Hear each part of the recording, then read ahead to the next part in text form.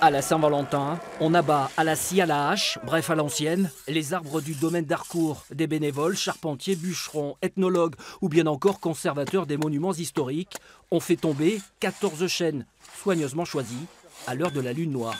La lune noire, en fait, c'est le dernier quartier de la lune. Et c'est la période qui est traditionnellement, depuis toujours, la meilleure période pour prélever du bois pour bâtir. Voilà.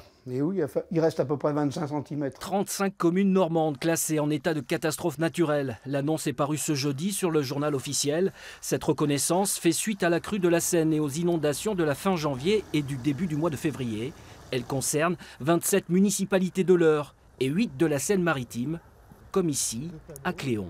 Les riverains sont en attente et ont besoin d'être soutenus. Donc nous avions proposé aussi un soutien administratif. Bon, chacun fait ses démarches. Là, cette fois-ci, elles vont pouvoir être accélérées. C'est une bonne nouvelle. Dans l'attente d'expertise complémentaire, les dossiers de 55 autres communes feront l'objet d'un nouvel examen début mars, en vue d'un classement en état de catastrophe naturelle. Il serait temps que ça descende quand même. 12 mois de prison avec sursis, 5 000 € d'amende requis à l'encontre de Romain Baye. Devant le tribunal correctionnel de Caen, le maire de Ouistreham était poursuivi pour faux et usage de faux dans l'affaire du projet de centre d'interprétation des relations franco-britanniques. Mise en délibéré, le jugement sera rendu le 12 avril prochain. 27 hectares d'huîtres placées en quarantaine au sud de Pirou dans la Manche. Un neurovirus rend les coquilles impropres à la consommation. Les lots vendus depuis le 24 janvier dernier ont donc été rappelés. Les expéditions suspendues.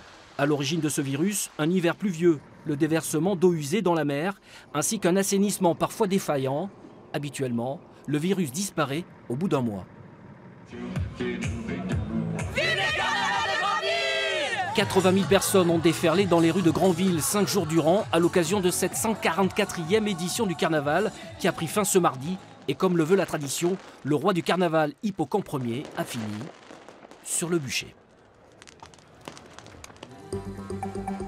Sur la toile, l'affaire de la renarde câline fait buzzer, recueillie et adoptée il y a 11 ans. Cet animal a été enlevé à sa propriétaire par les services de l'État après une perquisition menée à son domicile de Moulissan dans l'Orne. Depuis, une pétition a été lancée en ligne pour aider sa propriétaire Chantal à retrouver Câline.